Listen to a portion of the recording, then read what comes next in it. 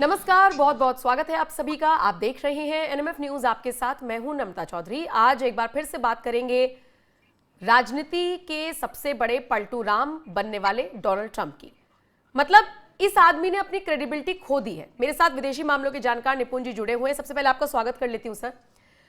मुझे ये बताइए कि टैरिफ लगाना, हटाना, दोस्त और दुश्मनों पर एक जैसा व्यवहार करना, फिर कहना कि ये टैरिफ तो टिकाऊ नहीं है, तो फिर कहना कि प्रधानमंत्री मोदी तो महान है, यहां तक कि शहबाज से भी कहलवाने की कोशिश करना।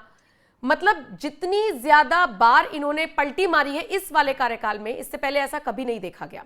और इसीलिए ऑथेंटिसिटी पर, इनकी क्रेडिबिलिटी पर सवाल उठ रहे हैं। अभी कह रहे थे कि 100% टैरिफ लगा दूंगा चीन पर, और ऑलरेडी कुछ लगाया हुआ भी है। और अब कह रहे हैं कि ये टैरिफ टिकाऊ नहीं है, बल्कि वो लोग हमें मजबूर कर रहे हैं कि हम टैरिफ लगाएं। अब मैं क्या मानूं इस चीज को? वापस से ये बैकफुट पर है या फिर वही कोई और रणनीति जो इनके दिमाग में खिचड़ी पक रही है? देखिए नम्रता जी, अभी जिस अमेरिका को हम लोग देख, मैं टिप्पणी डोनाल्ड ट्रंप ही नहीं, पूरे इनके अगर हम उसको देखें तो जिस अमेरिका को अभी हम लोग देख रहे हैं, जिससे हमारा राब्ता हो रहा है, मुलाकात हो रही है, वो अमेरिका काफी कंफ्यूज है।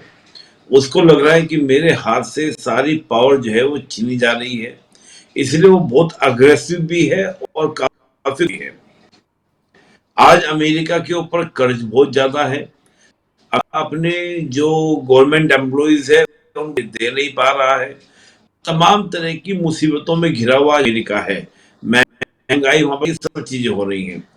तो ऐसे में एक हार्ड पावर कंट्री जो होगा, जो सुपर पावर रहा हो, वो ये न केन प्रकारेण अपनी दोबारा से हेजेमोनिक स्टेटस को करने का प्रयास कर रहा है। उसमें उसकी कोशिशें ये है कि दुनिया के जितने भी देश हैं वो सब क्या बात माने, किसकी? अमेरिका की, डोनाल्ड ट्रंप की बात को माने। तो आप इसको थोड़ा सा इस संदर्भ में चीजों को देखिए। और अब जो उन्होंने कहा कि चीन को लेकर, अभी आपको याद होगा डोनाल्ड ट्रंप पत्रकारों से वार्ता कर रहे थे, तो वार्ता में उन्होंने कहा कि देखो, भारत का मसला तो सॉर्ट आउट हो गया, कि पीएम मोदी ने मुझे बोल दिया है, आश्वस्त कर दिया है, कुछ प्रक्रियाएं रह गई हैं, उनको पूरा करने के बाद रशिया से तेल खरीदना बंद कर देंगे।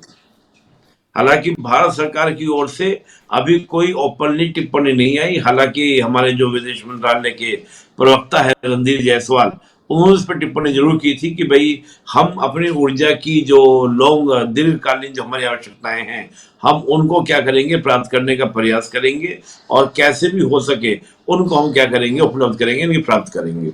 ये उन्होंने बात को बोला। चलिए, कुल मिला के अब उसी पत्रकार वार्ता में डोनाल्ड ट्रंप ये कहते हैं कि अब मेरा फोकस चीन होगा। चीन क्यों होगा? क्योंकि इसी महीने हम देखें तो, महीने के लास्ट एंड हम देखें तो इनकी मुलाकात होने वाली है डोनाल्ड ट्रंप की चीन के प्रेसिडेंट से। और 10 नवंबर तक का इन्होंने टेन्योर दिया था कि 10 नवंबर तक आप क्या कर लीजिए, अपना फाइनल कर लीजिए। 10 नवंबर तक आपको क्या करना है, डिसाइड करना है। यानी कि 10 नवंबर तक आपको फाइनल करना है। 10 नवंबर के बाद हम 90 दिन का समय दिया गया था। तो अब अमेरिका यहाँ पर क्या तलाश कर रहा है कि चीन के ऊपर हमने टैरिफ लगाए थे 145% तक, आपको याद होगा 145 टैरिफ तक लगा दिए थे, उनको कम करना, बदलना। अमेरिका का मकसद ये है कि चीन के साथ हमारी डील हो जाए, ना कि बहुत लंबा वॉर करे। देखिए, चीन के साथ लंबी लड़ाई लड़ने का परिणाम ये होगा कि अमेरिका को भी बहुत ज्यादा हैवी लॉसेस होंगे। अगर, क्योंकि देखिए क्या था कि भारत के साथ में टैरिफ लगाया, लेकिन भारत ने रेसिप्रोकल टैरिफ नहीं लगाया किसके ऊपर, आपका अमेरिका के ऊपर, लेकिन चीन ने तत्काल एकदम टैरिफ लगाया था, जिसका सीधा इम्पैक्ट जो था वो अमेरिका की इकोनॉमी पर एट ए टाइम दिखाई दिया। तो चीन के साथ वो जानता है अमेरिका कि मुझे टैरिफ लगाकर रेसिप्रोकल टैरिफ भी मिल सकता है, और दूसरा, जो मेरे यहाँ पर प्रोडक्ट्स की या एक रॉ मटेरियल की जो सप्लाई होती है, उसमें भी बाधा उत्पन्न हो सकती है, उसमें भी प्रॉब्लम आ सकती है। तो कहीं ना कहीं मीटिंग से पहले कुछ व्यवस्था बनाने का प्रयास करना, ताकि चीन को एक मैसेज भी चला जाए कि हम आप सब बातचीत करना चाहते हैं, हम आपके साथ में डील करना चाहते हैं। उस मैसेज के क्रम में आप इसको देखिए। लेकिन ये सारी चीजें जी ऐसे वक्त में हो रही है जब मुझे नहीं लगता पाकिस्तान के अलावा अमेरिका का इस वक्त, मौजूदा वक्त में, कोई भी शुभचिंतक है, और पाकिस्तान भी अपने फायदे से ही बना हुआ है, वो तो कठपुतली है खैर, या फिर ऐसा कोई भी देश जो अमेरिका के इशारों पर नाच सके, पाकिस्तान को छोड़कर ऐसा कोई देश नहीं बचा, इसीलिए ये बार बार बैकफुट पर आ रहे हैं। हाँ, नहीं देखिए, एक्चुअली क्या है, देखिए पाकिस्तान की बात तो अलग है, पाकिस्तान को तो नाम लेने की आवश्यकता नहीं है। पाकिस्तान तो बिक वाली कंडीशन में है, पाकिस्तान सेल कर चुका है कि मेरी सेल लगी, जिसको जो लेना ले लीजिए, वो वाली कंडीशन है। लेकिन देखिए, अमेरिका की बात अगर हम देखें तो यूरोप में बड़ा इम्पैक्ट दिखाई दिया डोनाल्ड ट्रंप की धमकी का। जापान, साउथ कोरिया, इन सब देशों में बड़ा इम्पैक्ट दिखाई दिया। इन सब ने कहीं ना कहीं डोनाल्ड ट्रंप की शर्तों के अनुसार वहां भी करने की 5-5 बिलियन का इन्वेस्टमेंट कर रहे हैं यूरोप के कई देश अमेरिका के अंदर, और यही अमेरिका चाहता था। यही जापान भी आपका इन्वेस्टमेंट कर रहा है। लेकिन चीन को साधना केवल इकोनॉमिकल टर्म्स में नहीं, देखिए चीन में केवल इकोनॉमिकल टसल्स नहीं है, बल्कि स्ट्रेटजिकल टसल भी है। चीन अपने आप को देख रहा है कि आई एम द यूनिपोलर, यानी कि मैं अब वोलिया को क्या बनाऊंगा, हाइड्रोनोमस स्टेटस में आऊंगा। तो चीन के साथ प्रॉब्लम क्या है कि चीन अगर अमेरिका की धमकियों के सामने टूटता है, झुकता है, तो जो वो अपनी एक सोच लेकर चल रहा है कि मैं एक दिन हाइड्रोनोमस में आ जाऊंगा, यानी कि मैं सुपर पावर बनूंगा, अकेला मैं सुपर पावर बनूंगा, उसको कहीं ना कहीं धक्का। तो चीन तो वहां भी सोच के चल रहा है, बाकी और देशों की स्थिति बिल्कुल डिफरेंट है। तो मैं यहाँ पे कहूंगा कि चीन के साथ जो भी घटनाएं चल रही है वो भी चल रहा है। और चीन भी देखिए, अब चीन का भी आप नजरिया देखिए, चीन भी नहीं चाहता कि अमेरिका से टसल, क्योंकि पता है कि अगर हम टक्कर लेंगे, टसल्स लेंगे, तो उससे कहीं ना कहीं चीन का भी हैवी लॉसेस हैं।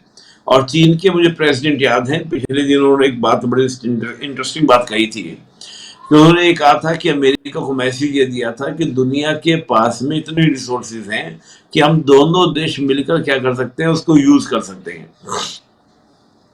मतलब ये मैसेज ये क्लियर था कि आप और हम लड़े, अगर लड़ना बंद कर दें तो हम दुनिया के रिसोर्सेज का दोनों मिलकर क्या कर सकते हैं, लाभ ले सकते हैं, बेनिफिट ले सकते हैं।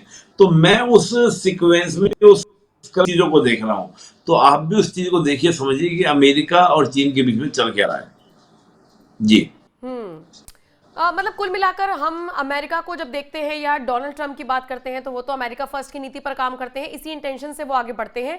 लेकिन चाइना के साथ टैरिफ के बाद जो संबंध बिगड़ने की कगार पर आए, उसको सुधारने की कोशिश करते हुए डोनाल्ड ट्रंप नजर आ रहे हैं। कुल मिलाकर ये बात कही जा सकती है, क्योंकि दोनों देश एक दूसरे से डायरेक्ट आगे आकर लड़ाई नहीं लड़ सकते हैं, दोनों मजबूत हैं। लेकिन फिलहाल निपुण जी, शुक्रिया ये जानकारी दर्शकों तक पहुंचाने के लिए। लेकिन कुल मिलाकर देखा जाए तो चीन से क्या टैरिफ हटाएगा अमेरिका, ये देखने वाली बात होगी, क्योंकि इशारा तो डोनाल्ड ट्रंप की तरफ से दे दिया गया है। कहा गया है कि ये टैरिफ टिकाऊ नहीं है, और जो कुछ भी हुआ हमें मजबूर किया गया सामने से, और मैं उम्मीद करता हूं कि मेरे संबंध या जो चीजें हैं वो सुलझेंगी, अच्छी होंगी, ये कहते हुए डोनाल्ड ट्रंप नजर आए हैं। फिलहाल आने वाले वक्त में क्या होगा ये देखने वाली बात होगी। फिलहाल के लिए मुझे दीजिए इजाजत। निपुण जी, थैंक यू मेरे साथ जुड़ने के लिए, और बाकी आप बने रहिए बाकी अपडेट्स के लिए एनएमएफ न्यूज के साथ। नमस्कार।